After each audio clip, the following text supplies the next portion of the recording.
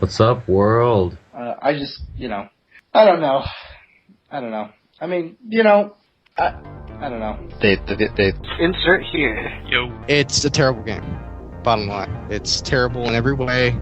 Graphically, it's terrible. Gameplay is terrible. It's just terrible. Angry Nick mad. That game sucked, and it's gonna suck no matter how many revisions they make, and it just sucked even more because they put a Kinect with it.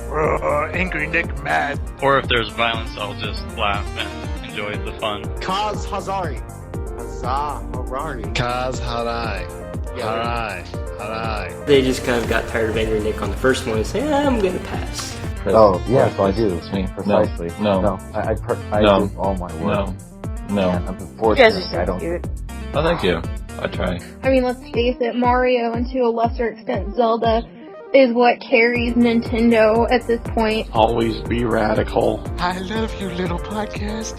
You're the bestest thing ever. For the promise of a new Super Smash Bros. And the Zelda game, yes. You will not find a better story presented in any other game genre, in my personal opinion. Like, JRPGs have that.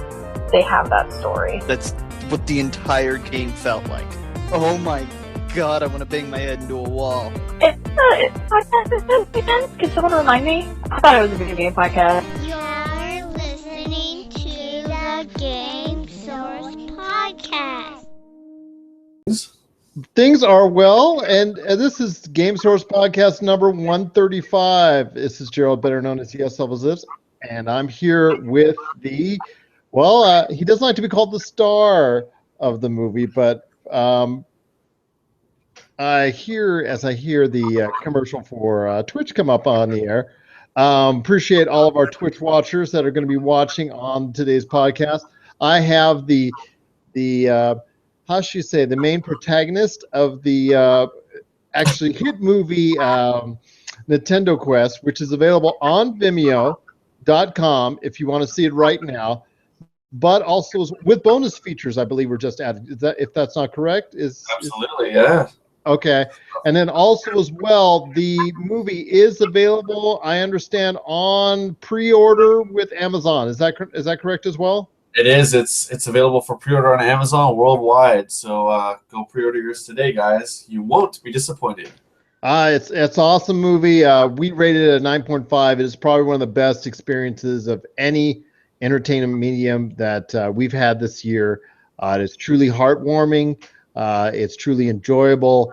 It takes the audience on multiple ends of the spectrum as far as emotions are concerned, and it definitely will hold up over the test of time as one of the great pieces of work for video game film for many years to come. My friend, those are some mighty kind words. I appreciate it. Definitely. Well, it's well deserved, to go through what you went through with the film, and Rob, everything and all the work that not only him but the rest of the staff did as far as the movie is concerned, is just put out an awesome product, and it's just a truly great film experience.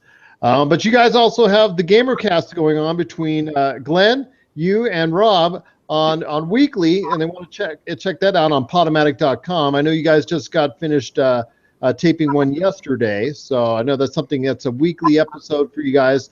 Definitely want to go into that first before we head into on some gaming talk. Yeah, we actually touched on. I'm not gonna blow your outline here, but we touched on a few of the things that we're gonna talk about today. So I'm really excited to hear your point of view. But I'll let you introduce the show because I don't want to give anything away. So. Oh, no worries. And then actually, this will lead into your newest podcast, which I know you want to share with everyone out there. That's just getting started and underway as well. But as you know, in the gaming scene, the big news this past 7 days, has been the release of Star Wars Battlefront, which I know you and I both have been very excited for. I was up and down at different points of time in the realm. Sometimes it looked good, sometimes it didn't look so good. I went to GameStop Expo, and like Rob, I was kind of like a little down on it, but then I tried the beta, and then I go high, low, high. Well, you know what? I got the game first day, and I know you got both versions, PS4 and Xbox One, and so you're really getting that great perspective out of it. the numbers are quite strong for that. As far as the early numbers coming in, number one in the UK as far as is concerned, one of the highest entry week totals of the year. So that's great news. I know EA has reported very, very strong sales. I know GameStop says that sales might not be meeting their expectations, but they're still strong overall, and they expect, with obviously the Star Wars hype over the next 3, 4, or 5 weeks as the DLC comes in and also the movie comes in as well, that sales should be strong throughout the holiday quarter. So that being well said and done, your thoughts, our man in the know regarding everything Star Wars, Mr. Jay Bartlett, what are your thoughts on Star Wars Battlefront? So you guys got to play, I believe you and Rob got to play the pre-alpha or the alpha version. That's correct. The game. I remember you said one of the early issues you had with it was the lack of the John Williams score. Yes. It wasn't in there heavily. We'll get to that. And then, of course, everyone got to sign up for the beta for that weekend for free. And I really enjoyed it. I really enjoyed the Walker Assault mode, which is essentially the one we got was, of course, the Battle of Hoth, which makes perfect sense. What struck me, first of all, in the beta was the grand scale. Like it felt foot by foot like the exact replica of that battlefield from Empire Strikes Back. Like, you die very quickly in Battlefront. There's no secret there. I mean, you can get a few kills off before you yourself go down. That's just the nature of the game, I believe. But they're very good at putting you right back in the battlefield, and you don't really feel like you're missing out on much. Anyway, that being said, so I popped in the game, and the first mode I wanted to try was the Horde mode. I can't remember what it's called now, but you can play co-op with a friend, and you just go wave after wave of guys. I liked it, man. Right off the bat, I mean, do you not agree? It's one of the most beautiful games that I will not disagree with you at all on. I mean, aesthetically, as far as it recreating the look of Star Wars images, and obviously going beyond that and providing a newer depth that the movies couldn't provide as far as areas, inner workings as far as it's concerned, going into areas that obviously couldn't be detailed in the movies. They went above and beyond aesthetically, and it just, as far as an eye catcher, it just really is probably the best looking game of this year. Yeah, if not one of the best I believe I've ever seen. There's a few things that pop into my head when you're in. We did the capture the point mode again. I can't remember what it's called in Battlefront, but you're essentially the pods come down and you have to hold the pod for a couple of minutes, and then your team gets a point. That was by far our favorite mode so far.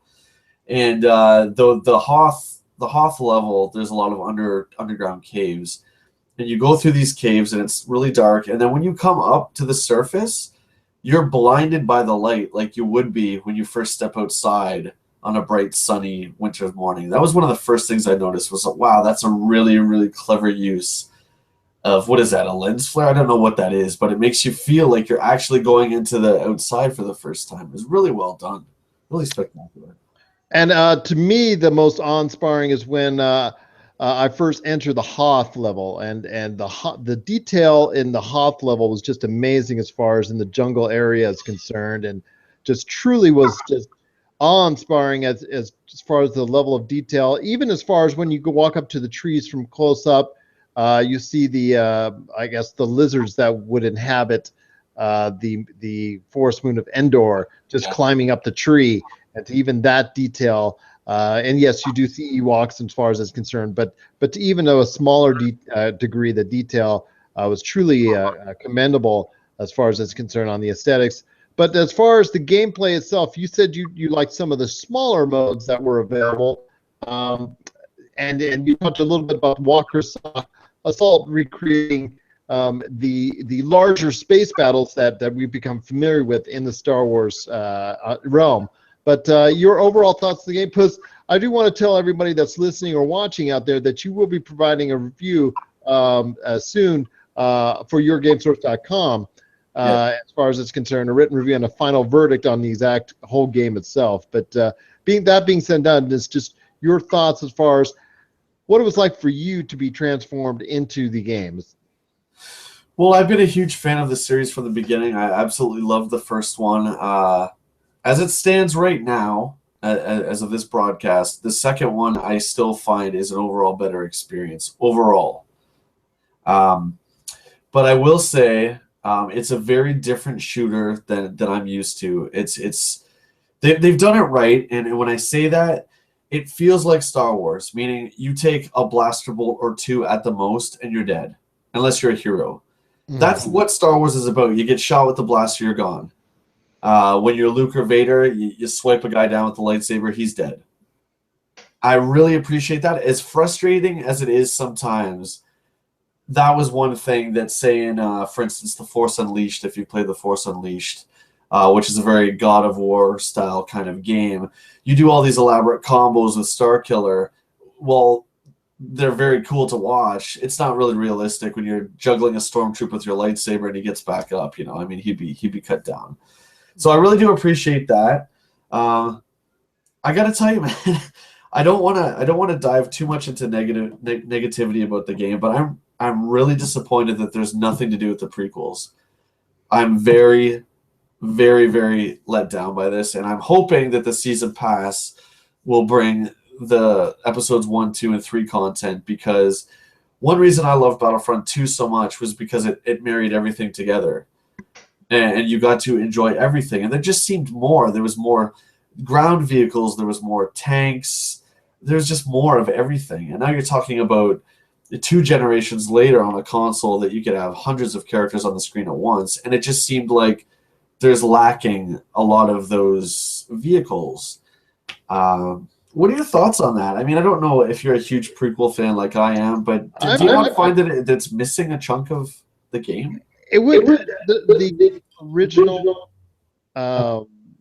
Naboo battle. I think if it included that, as far as whatever anyone's thoughts are on the prequels, at least to have that imagery, of the Naboo battle as before, just as the battles got started, with all, like you said, the infantry and vehicles that were there at that time. I think that would have been very nice to add in. I'm hoping that they will add that part in.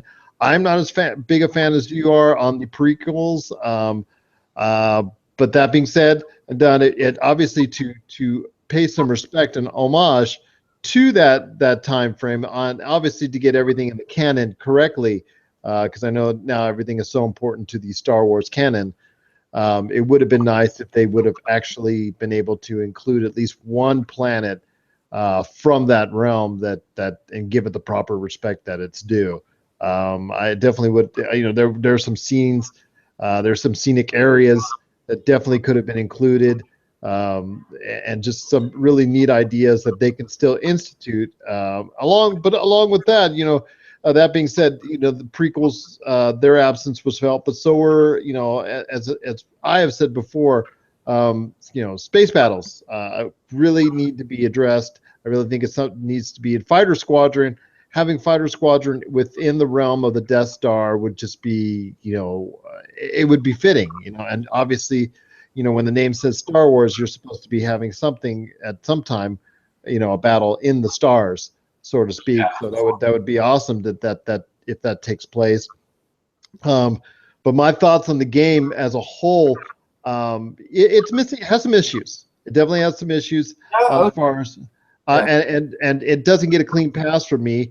And some odd, I guess the voiceovers, it sounded like Sally and Ken from HR at DICE were actually doing a voice, or Rick from the break room at times. Oh, man.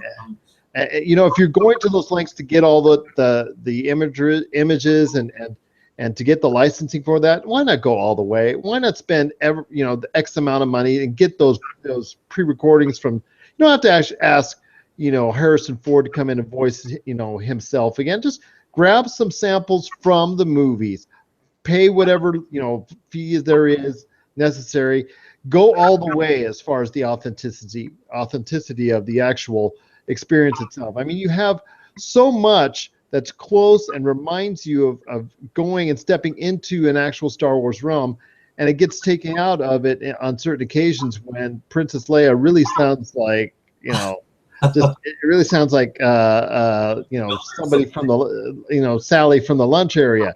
Just like really it's just really is not well put together on that realm. With a lot of the voice acting, and then some of the Empire or Rebel, people that are trying to stir you on to continue in the battle just really just kind of turn you off because they really just don't sound like they were ever part of that realm. Am I making sense when I say that? So it's just you absolutely are, my friend. I noticed that right away when my first hero I got to play as was Darth Vader, and it was like Darth Vader had like inhaled helium or something. His voice was really high, and you know what? I'm not a nitpicky kind of guy, but you could have done a better job on Vader's voice. Even if you didn't get James Earl Jones, you could have got somebody and used the right tone. I would just grab the samples from the actual movies and call it a day, and there you go. Obviously, they have access to the source material, so yeah, why not do that? Another thing that was really bizarre to me was I believe Battlefront on its own can stand. I think it's a complete game, despite what some other people think. I do think it's a complete game, but there's a lot of things that I would change, like skins, for instance, like how Luke is Return of the Jedi Luke, and this is just a small gripe, but wouldn't it be cool if you could do like a New Hope Luke and like Empire Luke? I mean, that's just a small thing, and it would cost X number of credits to unlock that. But exactly. I think it would have been really cool to have different skins for each hero. And while we're on the topic of heroes, well, the game is balanced. What's going on with the characters they chose? the Empire gets Boba Fett, the Emperor of the Galaxy, and Darth Vader, and then we get Han, Leia, and Luke Skywalker. It just seems a little bit, I would have chosen Luke, Obi-Wan, and Han or Leia, but I mean to have, or even Yoda to some extent. Exactly. Because I think Yoda would have been good Yang to the Emperor's Yang, so to speak. So maybe they'll be adding them in at some point. I have a little bit of an issue as far as some of the upgrades. I wish, the game and the action flows itself well. And yes, there is a lot of deaths involved, but I still feel, even as a casual player, I think for casual players, it's something, the game that they really can grab onto, because you will feel more like a part of the experience than you would if you play a Call of Duty or a Halo 5 at this point in time, because those games are really, if you don't keep up with those games in any amount, you will get lost, you'll get trashed, and you'll get owned, and those games become unfun real fast. My experience with Black Ops 3, I had played it in a while. Boy, did I pay the price, and it just, you don't feel like you're part of anything. Whereas with Battlefront, even if you die a number of deaths, you could still hop on a TIE fighter, hop on an X-wing, get a moment in the AT-AT, hit some uplinks and walk or salt, something that can make you at least feel like you're contributing to something greater.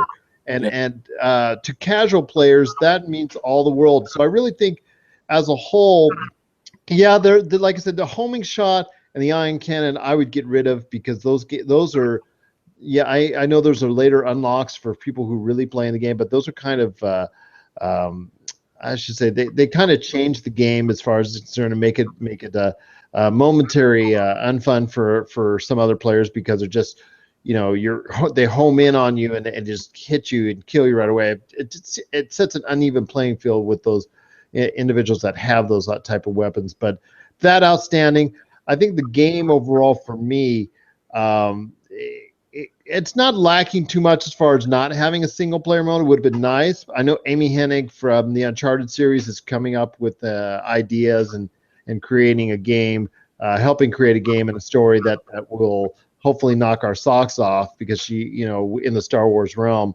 So I'm looking forward to that. But the game itself, Battlefront, I think it has a lot to offer. I think it's a very approachable, it's the most approachable game of the first-person shooters for the casual player, which I think who this is catering to. It's not catering to Mr. I'm playing Evo, I'm in Evo, or I'm playing, the I'm going to go and go join the esports tomorrow type deal as far as it's concerned. Right. That's high. That's a high level of shooter that I don't think that Battlefront gives. But Battlefront gives a nice casual experience, and basically the game, with all its issues, with all its flaws, is still the most fun I've had playing this year. I will say that. I know I said that yesterday, because we had some issues with some individuals that don't particularly care for Battlefront who didn't even play it yet. Right. But that being said, it is the most fun I've had playing a video game this year, and that to me that's worth something. Yeah. There's better games out there. There's more quality games out there. There's more quality games I've played, but there is no more fun game I've played this year. Yeah, I mean, I love the fact that you just jump in and you can play for an hour, half hour. You don't have to have this big commitment. You can jump in, do whatever mode you like. It's got something for everybody. It has the ship combat. It has the ground assault. It has the team-based stuff. You can be the Jedis, the Sith. And I really like how it's not, and this is nothing against Halo, because Halo is very beloved to me, but I like how you don't have to spend 10 minutes taking down the guy's shield, and then you have to take down his life bar before you can kill him. It's basically like you see him and you shoot, and if you miss, you're pretty much done, right? Because there's no big jumps or rolls. It's like you're just like a soldier, right? So you're not doing all this acrobatic stuff, and I really appreciate that. It really feels like Star Wars when you come around a corner and you see 3 or 4 stormtroopers, and it's just you're dead. You are dead. There is absolutely you might take out one of them, but you're dead. And I really feel that hit the Star Wars feel. I really love that about it. Absolutely. And when that music plays, it still doesn't play often enough for my taste. But when that music plays and gets you going, it just feels so awesome when you're just running into like Hoth or Endor or what have you, and experiencing those great times. I mean, my first trip on Endor, like I said, not only did I get lost and enjoyed being lost because it's so beautiful and recreates Endor like I've never even thought it could be recreated, but I ended up walking and bumping into a speeder bike. I'm like, oh, speeder bike. Okay, let me give this a try. I hit the button, and then I'm actually getting the thrill of being out of control as I go through the trees, just like as if I would, like in the Return of the Jedi, when the Ewok, actually, starts and he goes. That was me. I was like, oh wow, and I'm just going through the trees, and the next thing I know, I'm getting on the AT-AT, just blowing everybody away and doing an orbital strike, and then I'm getting into a TIE fighter, and those kind of experiences, all within the same game, like in Walker Assault, is unmatched, and unmatched in a way of having fun, and that. Oftentimes we get into semantics about how structured this game is. Does it provide enough? Why is there so much DLC? Things. Is the game fun or is the game not fun? It comes down to, man, really. And to me, it's just a lot of fun. Yeah, we know there's the season pass. They've announced it. They've said that there's 4 pieces of DLC, which will have new units, new weapons, new ships, new heroes. So it'll be like Call of Duty. We're going to get 1 a season. Which, you know what? Some people don't like that. Some people do like that. Unfortunately, it's 2015, and that's just the way the industry is. Seasons are a huge part of games, and they're not going anywhere. So, and I look forward to, because I mean, $60, you're going to get another game's worth of content out of it. You're going to see the Force Awakens stuff. Hopefully, you're going to see the prequel stuff. You're going to see the whole saga come together in one big package, and I can't wait for it. I'm really excited. And I know as soon as they're finished with the season pass, Battlefront 2 won't be too far behind, because I know that's what's talk. I'm sure they'll alternate yearly with Battlefield, because obviously Battlefield 5 is on the horizon for next year, but Battlefront 2, according to EA. Spokespeople have said that Battlefront 2 is something that's definitely going to be in their plans, and then they can make it. They'll have more time to make a complete game. They only had about 2.5 years, I believe, to hone this game. So maybe they can go ahead and start, hashing out a great storyline for a single player campaign, and then just honing in on all that stuff that's been talked about for the multiplayer. But for right now, what it is, Battlefront is definitely for many a great experience indeed. For like I said, it's not a game of the year in any stretch of the imagination, but it's something that to me is a heck of a lot of fun. And sometimes we forget about that when we're playing video games. And obviously, Jay, you're having a great time with it. I am as well. If you check out our streams, I got a chance to stream it the other day. So if you get a chance, check it out on our Twitch channel or our YouTube channel. Just see me going crazy, and I'll be doing it again hopefully real soon as well. So your final thoughts on Battlefront, and like I said, people be looking forward to your final score on the game whenever you send that review in. So like I told you, I want to spend a good chunk of time, and I've spent about 10 or 12 hours with it now, but I really want to dig in and make sure I've left no stone unturned while I'm examining it. I will just leave you with this. I mean, Star Wars is so beloved. It's such a beloved franchise for so many of us for so many different reasons. And again, it's like I kind of draw the analogy like with J.J. Abrams and how he has the weight of the world on his shoulders. Like he has to make the next Star Wars and he has to make it good. The people who are making Battlefront, I grope and whine a bit about Princess Leia and Han being the heroes, but no matter what happens, you're always going to let somebody down because everyone has their favorite character in the universe. And I think everyone just needs to be patient. All our favorite characters, all our favorite levels, it's all coming. Just it'll be there. I'm stoked to play more and give you guys a review. So far, it's really positive. Oh, that's good. That's great to hear. That's great to hear indeed.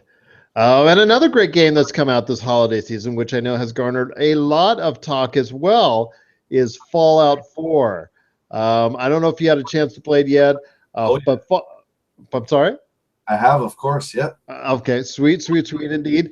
I know Angry Nick has got a video up on our Game Source YouTube page with him trying to finagle his way through the early part of Fallout 4. But I want to say this. Could we have underestimated the potential success of Fallout 4? I know we talked about it with me and Rob and Doug and Josh on one of our previous podcasts, on our Halloween podcast, regarding how well we thought it may do, but it looks like it's really going to be coming on strong. Possible Game of the Year contender right there, and also on top of that, some strong sales as well. It's still part of a heavy marketing campaign for Microsoft, and including this week, and they're advertising, if you catch it, that if you buy an Xbox One, they're saying, this is according to Microsoft, that you get a free copy of Fallout 4. So that being said, there's a heavy push indeed. And if that's the case, and that you are able to, so many people get Fallout 4 in their hands, your thoughts, is the push and is the hype for Fallout 4? Were we a little underestimating it beforehand? And how far do you think it'll go with Fallout 4? Oh, I think it's going to be Game of the Year for most publications, hands down. Sure with MGS5? I mean, that was a lot of choice with a lot of other individuals as well. So again, I can't speak on Metal Gear because I have it, but I haven't even touched it yet, so I can't even speak on it. I do have two very close friends of mine they know everything about Metal Gear. I mean, everything. And what they told me, and I don't let this sway my opinion, I'm just saying what they told me was it wasn't as good as 4. The open world doesn't work as well as it should have. There's a lot of empty-handed quests that don't really make sense. But I'm looking forward to trying it. All I know is when I scroll through my Facebook feed, my friend, all I see is Fallout this. Did you know there's this hidden here and there's this, and find out how to do that. It's all Fallout. I've only played about 5 hours of the game myself, and I'm a huge Fallout fan. I absolutely loved 3. 3 was actually the only 360 game that I have every single achievement on, that I went back and did everything. Very nice. Because I absolutely love the game. And it's going to sound weird, but I'm really proud of Bethesda that they've really come into their own, and now they're a AAA company. I'm really happy for them because I think they deserve it. There's no game out there like Fallout. There's nothing like it. And I think that's a good thing. And one of my big gripes with another franchise I love, which is Destiny. Have you played Destiny? I have. Okay. And I will say this, as a little feedback. I'm sorry. Destiny is concerned. I could not get into it because the story for me was just, at that time very problematic. So in order to get to the point where you're enjoying it, which is level 20 and beyond and whatnot, to start doing the raids, you had to go through somewhat of an exhausting process for me and many other gamers as well. I totally agree that the Destiny story doesn't make a whole lot of sense, but you would explore Russia in Destiny, and I know that it's an MMO and it's different from Fallout, but it's kind of the same. What I mean is this: you explore areas in Destiny. They want you to look everywhere. You go into all these caves, and there's absolutely nothing in them. You might get a chest. You might. It's a cave with a bit of water and nothing. You go into a little shack in Fallout in the middle of nowhere, and you're in there for half an hour. You're opening cupboards, you're gathering materials, you're turning over stuff, and it's just, you feel like you're in this world. Yeah. And from what I understand, this one is 10 times the size of Fallout 3. It's bigger than Skyrim. So I'm really looking forward to getting into that more. I'm just at this point not really in an RPG mood. But when I am, I'm going to dive into it for sure. I don't see what game is going to beat that for Game of the Year. The only thing I have issues with, the only thing I have issues with, and Rob, the director of Nintendo Quest, Rob McCallum, is now online. How are you, sir? Good. I couldn't bear to let Jay have all the spotlight just once. Indeed. But we're talking Fallout 4 right now. The only issue I have with them, as far as aesthetically, still seems to use, or at least rely on maybe an older engine that makes it look too much similar to the Skyrim and Oblivion aesthetics. But otherwise, like you said, it's such an expansive game, and definitely a high quality game indeed, and obviously a Game of the Year contender as well. Rob, I know you were contemplating before it came out about Fallout 4. Any new thoughts on Fallout 4? No, still waiting for the Game of the Year edition. I am a little disturbed by your comments, Gerald, that you're upset with the graphics. It doesn't need to be 1080p, 60 frames per second to be quality, my friend. The story, the mechanics, the expansive universe should all trump that. We don't need to nitpick for things that we wish were different. It sounds like it's great as it is. Let's just enjoy it instead of always coming up with one negative con. But overall, it's still, like you said, a great experience to go through. I just, I guess being on a new platform, many have said that maybe it could have looked a little bit more, a little bit better aesthetically, I would try to say, as far as it's concerned. But it is truly a great experience indeed. You could nitpick every game. I mean, we just went over, Jay and I, over Battlefront, and I know you have been in the fray as far as is concerned. You've not played Battlefront. What do you mean? Yes, as we were in the fray yesterday in regards to thoughts and opinions on Battlefront. But your thoughts, Rob, going back on both full Fallout 4 and Battlefront. How do you see how those strong titles will do for the rest of the year, as far as is concerned? Well, those are really the two main games that I think everybody's going to be looking for, right? These are multi-console releases. They're not exclusive, and they are the kind of biggest tiered AAA games, maybe even Quattro A games that are out there.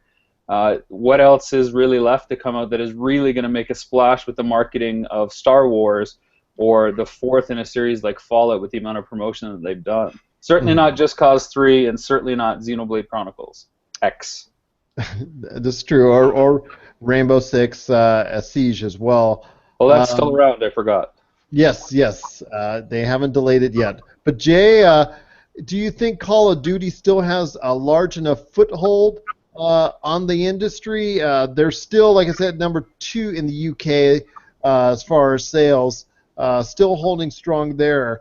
Do you still see Call of Duty, coming out on top, or do you see one of those two titles that are getting so much media attention right now getting the upper hand this holiday season?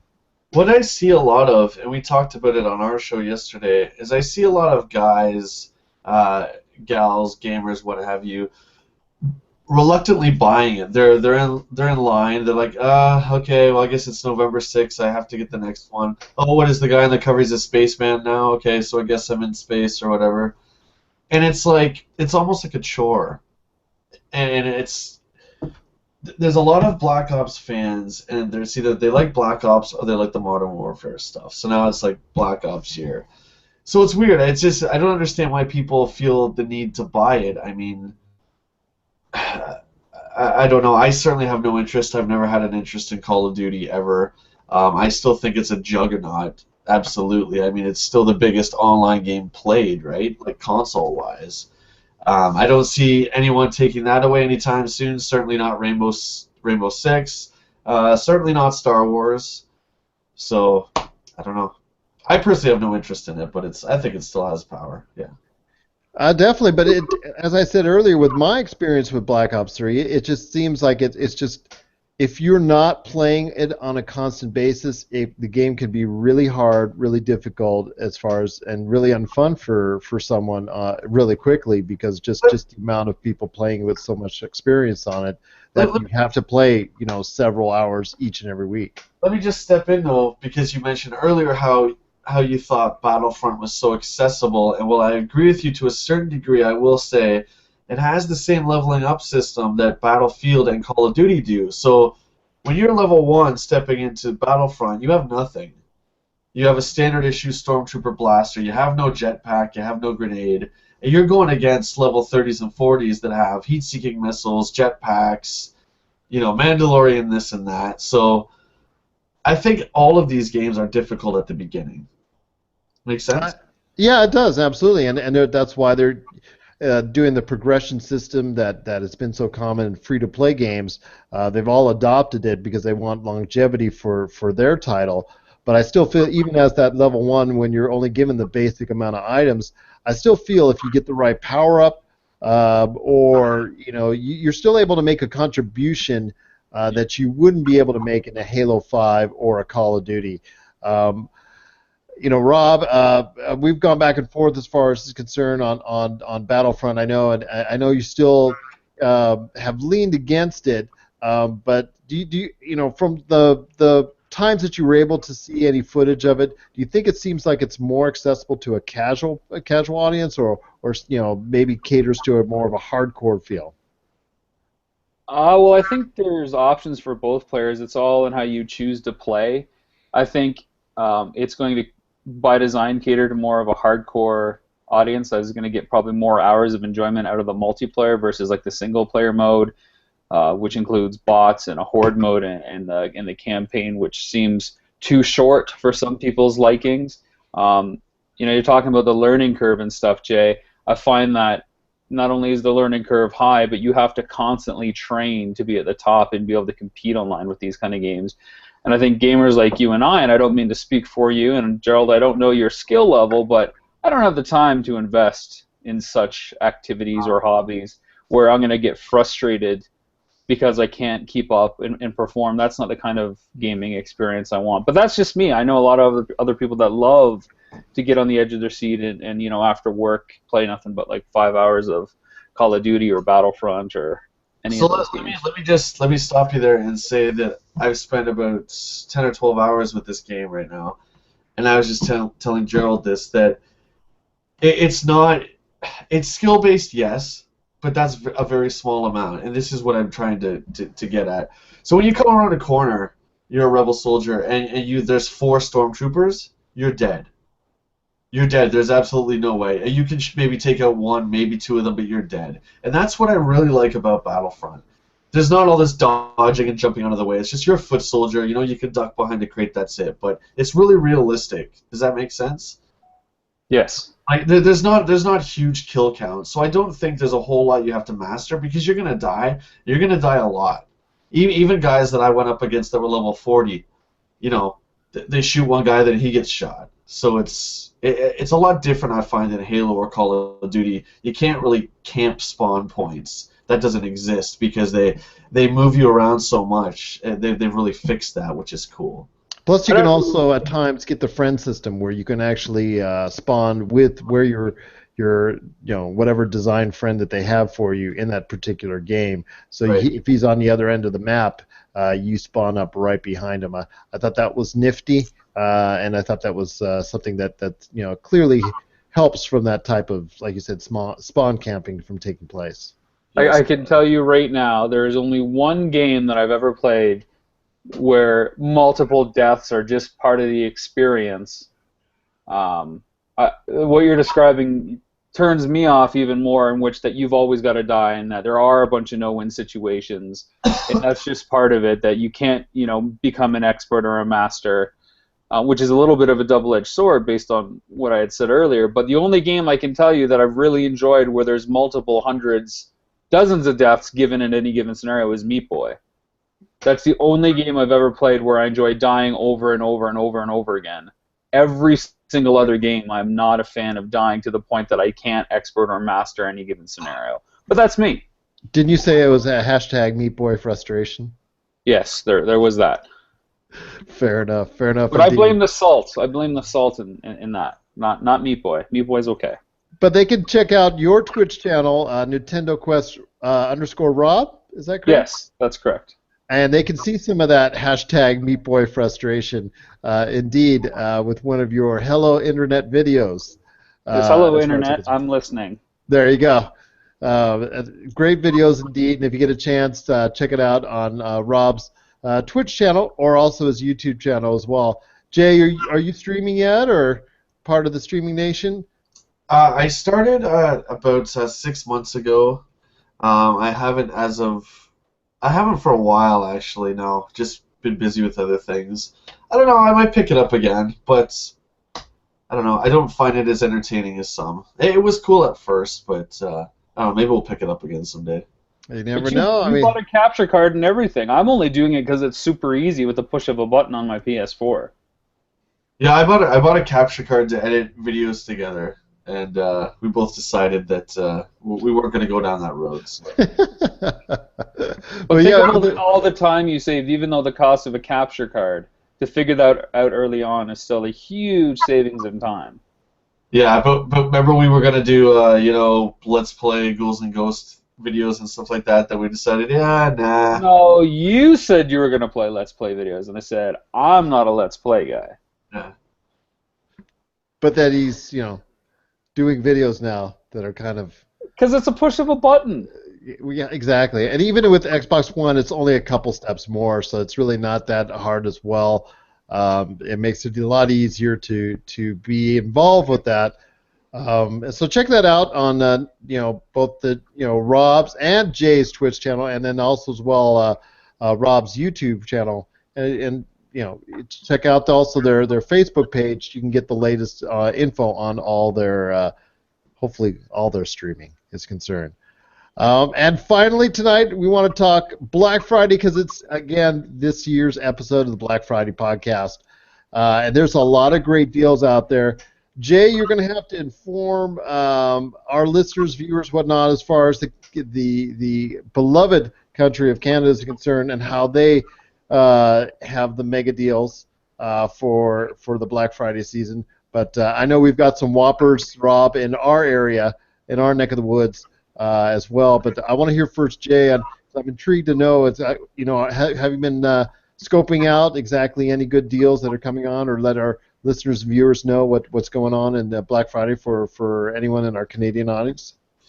No, I work at, I manage EB Games, so I will be behind the front lines. So I have never been one to actually be able to go out for the Black Friday or Boxing Day sales. I'm always working them. So I can't speak as to what we have. It's always top secret, and I can't talk about it. But it's always $20-$30 off new release titles usually. I don't know specifically which ones, but it's always really good deals. So. Oh, sweet. And for those, I know, Rob, before I go into it, Rob, is there any, anything that you have earmarked possibly to get either online, and that's a lot more online sales are going on Thursday, Friday, and then also the beloved Cyber Monday, but anything you've got targeted on your radar? I was fine until this afternoon, until He-Man.org posted a link to Matty Collector, which is Mattel's adult collector site. and they have quite a few He-Man figures from their Masters of the Universe Classics line that are like 50% off. Like some figures are $10, $11 each. Castle Grayskull's 50% off for $150 instead of $300. Nice. There's and they have like they also have the Ghostbuster license for doing like replica. I don't want to say movie props, but they have like the proton pack, the neutrino wand, the ghost trap, the PKE meter, and the goggles. All that's 50% off too, and it all looks great. Too much good stuff, right? Are you mocking me, sir? No, it's just, I can see, like you said, I could just hear it in your voice, like, oh, I was going to get by clean. There was going to be. I was fine. I was fine. And then you know what happened? I rolled some dice, and I got 1 out of 6. Of course, I rolled a 1. I always roll the 1, Gerald. Well, I'll tell you right now, those were some great deals indeed. I know you might have to pull out the wallet, which like just I could just hear and see in your reactions that that's something maybe you were trying to see if you could skate on by without doing. But I pulled up the web page, and I had to look over my shoulder to see if my lovely wife Marcy was watching because I was adding stuff to the cart. And then I heard her coming down the stairs, and I had to just close the page. Couldn't do it. One step away, and then the sound of her footsteps, just like, you know what? I have other priorities. We want to do other stuff with Nintendo Quest. We want to do other fun adventures. So instead of toys on the shelf, we'll invest in something that's maybe a little bit more fun. Fair enough, fair enough. And as I stated earlier, Nintendo Quest, the best gaming documentary in quite some time, a 9.5 out of 10 from us. And truly a great film experience. It's available now on Vimeo, but also available for pre-order on Amazon.com. Yes. So you got to get it. And there's bonus features you've been added on the Vimeo.com, correct? Yeah. For now, Vimeo looks like it's going to be the only site that's going to have the bonus features.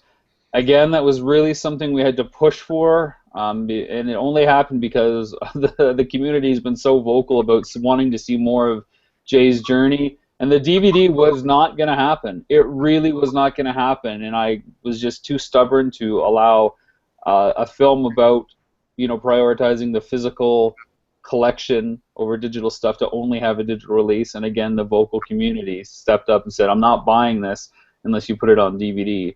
So I just kept sending all those comments and all those tweets to our distributors and said, "Come on, let's go." So the better that the DVD does, the chances of having that bonus content on a disc will happen one day, and then maybe even Blu-ray. Sweet. We're definitely looking forward to that. Anybody who is going to watch it on Vimeo.com is going to get a lot of great bonus features. Or if you want to pre-order it, hey, go through our portal at yourgamesource.com. Takes you right to Amazon where you can pre-order the awesome DVD of Jay's wonderful experience in Nintendo Quest. Does GameSource get like a few pennies for redirecting traffic like that? Supposedly, that's what Amazon tells me. Well, there you go. That's a way for everybody listening and watching to help out GameSource without having to do anything, without having to open their wallet. They're going there anyways. Go to GameSource, click on their Amazon link, and then buy Nintendo Quest. And we truly appreciate it if you do. It's a very kind of gesture, and we truly just appreciate any support indeed of that nature. It's, hey, you're going to go to Amazon anyways for all your Black Friday shopping, then go ahead through our portal at yourgamesource.com. You'll see it right up there, right at the top of the screen. Amazon, boom, you're done. You're right there. And speaking of Black Friday deals, I know, like I said, if you are interested in the consoles, as far as it's concerned, if you do not have an Xbox One, there are a lot of great deals out there. I know Dell is particularly running a great deal starting on Thursday with a $299 Gears of War bundle, which includes an extra controller and Fallout 4. So that's a great deal indeed for $299. But isn't it ironic, gentlemen, that the two biggest bundles from PS4 and Xbox One will have games remastered from previous generations, being the Uncharted collection and the Gears of War collection? How ironic is that, as far as it's concerned? I think it's one of the big things for the Uncharted collection is you get the multiplayer beta for Uncharted 4, which is something Sony is very famous for doing. Yeah, I'm not such a fan of that. As much as I do love the Uncharted series, I certainly don't feel the need to go through it again, at least and even with Gears of War. I'd be much more inclined to get the NHL bundle or even the Battlefront bundle for PS4. But I know that's the one that's earmarked with a lot of retailers here in the United States as far as for the $2.99 deals. It's either the Uncharted collection or the Gears of War bundle. Rob, I know you've probably seen some of the ads out there, or checked out our site, the Black Friday page at yourgamesource.com/blackfriday.html. Seen a lot of the ads. I posted a lot of the ad scans online already for gamers. But how ironic is that indeed, as far as it's concerned, with games from previous generation now going to be top sellers in a way once again.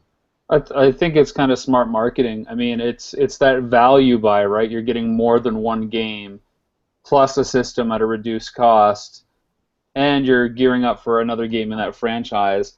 Jay, it's the 1080p 60 argument all over again, right? With Uncharted, right now you can play all that stuff and stream from your PS4 at 1080p 60.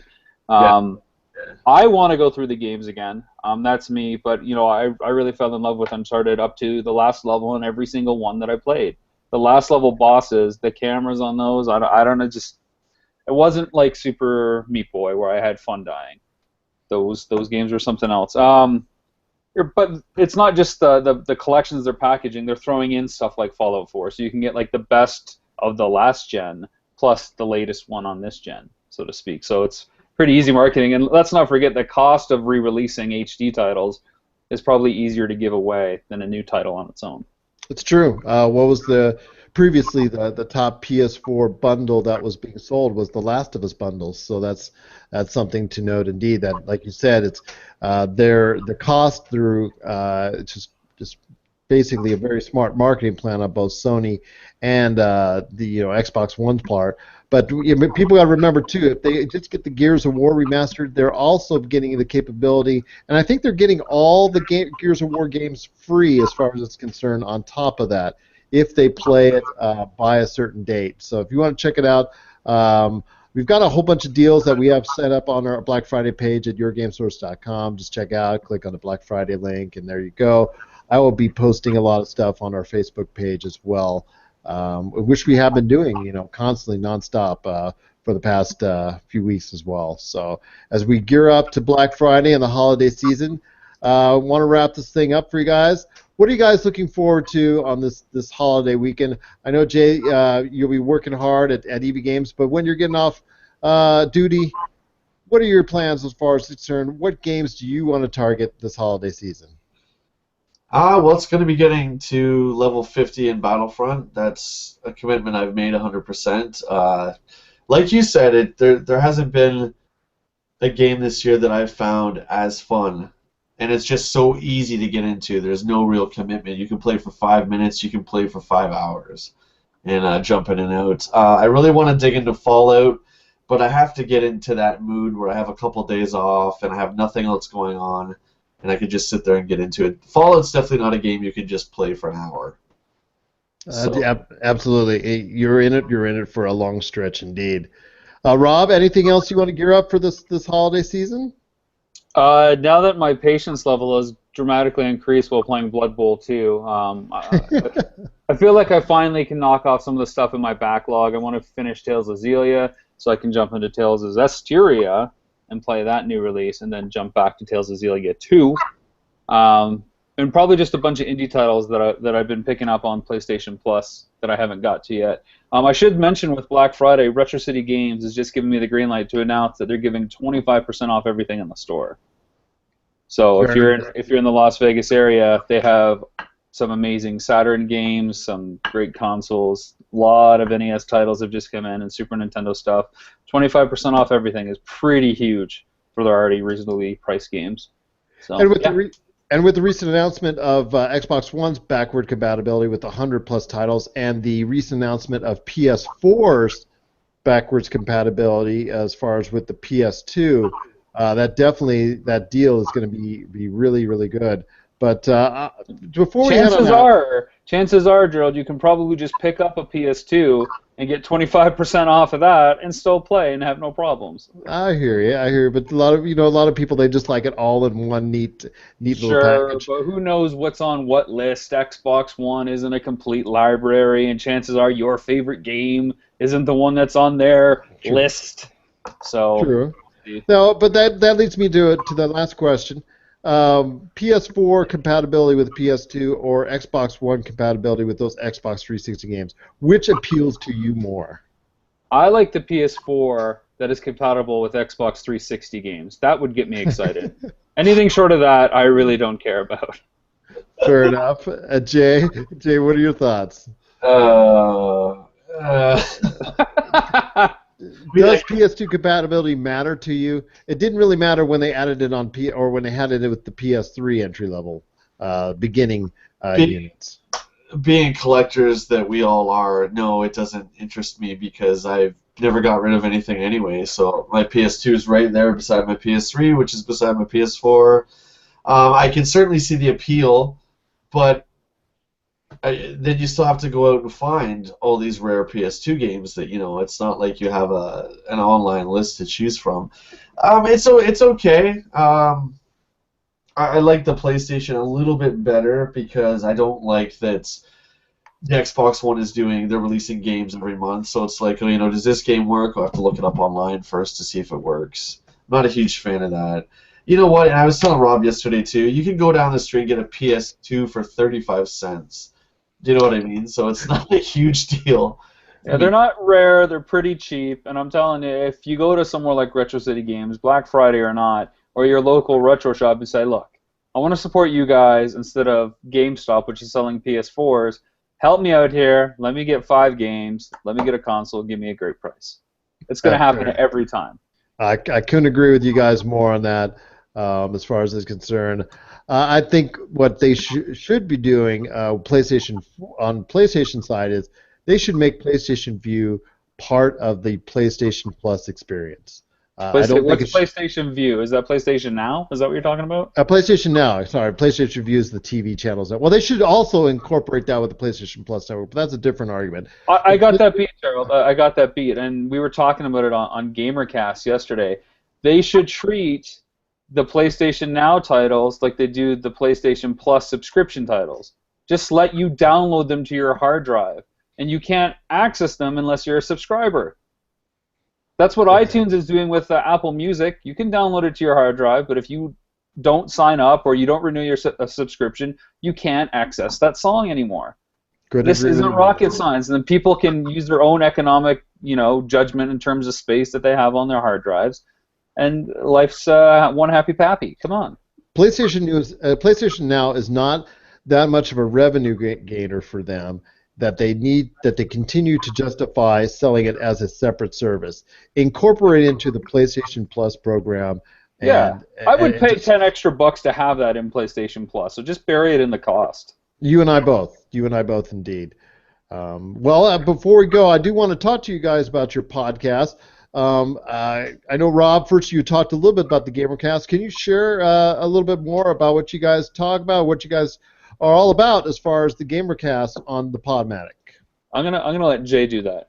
I always plug that stuff. Jay's getting better at this, and I want him to keep doing it. It's less work for me. Well, I got his other one. He's got on. The oh, so okay. You're gonna get him to plug his Star Trek podcast. Okay. So, GamerCast is a video game podcast with Jay, myself, and Glenn, and we talk about all fanboy fanatics. Every now and then, we dare to get into something important. We try to have a universal evergreen show. You can find it on nesclub.podomatic.com, patreon.com/gamercast, and it's on iTunes, on Stitcher. I believe it's on the Android store, and I've tasked our producer Glenn with putting it on a bunch of other podcast sites as well, so that'll be out there too. I think the bigger cool thing is that the Power Tour episodes are all over the place now. They're on Vimeo, of course. There's a page for that. They're on my YouTube channel. They're on our Facebook page. Episode 2 comes out on the 23rd. What day is today? The 24th. Tuesday 24th, and one every month Tomorrow. And I'm definitely looking forward to that one for personal reasons, selfish reasons as well. Well, if you were a Patreon subscriber, Gerald, for $1, not only would you get about 15 to 20 minutes for every audio podcast that comes out every week now, you would get early access to these episodes for $1 a month, $12 a year. I might have to do just that. Just saying, it's a no-brainer. It is a no-brainer, indeed. And if that's being the case, Jay, you've got your own podcast that you started. We've talked a lot about Star Wars and Battlefront and the Star Wars scene. You've got your own podcast that you wanted to talk a little bit more about as well. I know a little bit. So tell us more a little bit about Far, Far Away. It's a Galaxy Far, Far Away podcast. It's on podbean.com. My friend Josh Schmidt and I, Rob and I were on his show a couple years back, way back when Nintendo Quest was called the NES Club. And him and I just started talking about Star Wars. And before I knew it, it was like 40 minutes in, and we hadn't really talked about games much. And he knew a lot, and I just wanted, a dude I could talk Star Wars with, because, God knows poor Rob and Glenn get onslaughted every single podcast, every single day with, hey, did you see the new trailer? Hey, did you see this new shot? And I just want someone that I can talk to who will find stuff like that fascinating. And we just, the first episode is out now, and we just dig into the three main trailers, pretty much frame by frame, and talk about some of our predictions on The Force Awakens and some of the crazy fan predictions that are out there. Episode 2 comes out tomorrow, and it's going to be bi-weekly, so every other Tuesday we're going to have a new episode. So it's a Galaxy Far, Far Away. Search that on Podbean, and we'll see you there. That sounds great. Looking forward to it. All right. Not that feedback. Well, it's been a great pleasure having you guys on the podcast. This is Game Source Podcast 135. And I will give a final plug, since we're all about plugging here on the show. No, not us. No, not us indeed. It's at Game Source on Twitter, Game Source on Facebook, Game Source on YouTube, Game_Source on Twitch. If you like us, subscribe to us. Don't forget about the GamerCast and NES Club pages as well. Check out the NintendoQuest.com so you can get all the latest and greatest info on Nintendo Quest. There's Box Art, the documentary as well. That's coming along swimmingly. I know you did some shooting recently at Retro City Games in Henderson, Nevada. A great place to go, by the way. So I know that's coming along very well. And again, we're offering any help that you need getting that done. Is just have to ask. We'll definitely do our part. Well, I know I will. Can't say anything for anyone else on the staff, but I know I will. I don't trust Angry Nick. He'll never pull his share. Yeah, you and I both. But anyways, once again, I want to thank everyone for joining us, watching, listening, what have you. We truly appreciate your time. Check out all of the stuff that we're doing on Game Source, all the stuff that they're doing for Nintendo Quest, all the stuff that they're doing for He-Man documentary, the Box Art documentary, and everything as far as what Rob and Jay are doing and Rob and Jay are up to. Please follow and like and subscribe and whatever you need to do to keep up to date with all what we're doing. We truly appreciate it. We hope you have a great, happy, and safe holiday season. Guys, want to share any last thoughts before we head on out? Happy New Year. Yeah, Gerald, thanks again for having us. We love your show, man, and we'll be guests any single time. I appreciate it. Great to have you guys on the podcast. We truly appreciate it. Thanks for your time. Thanks for everyone's times out there. And thanks again for watching, listening. We truly appreciate it. And I hope you have yourselves a great day.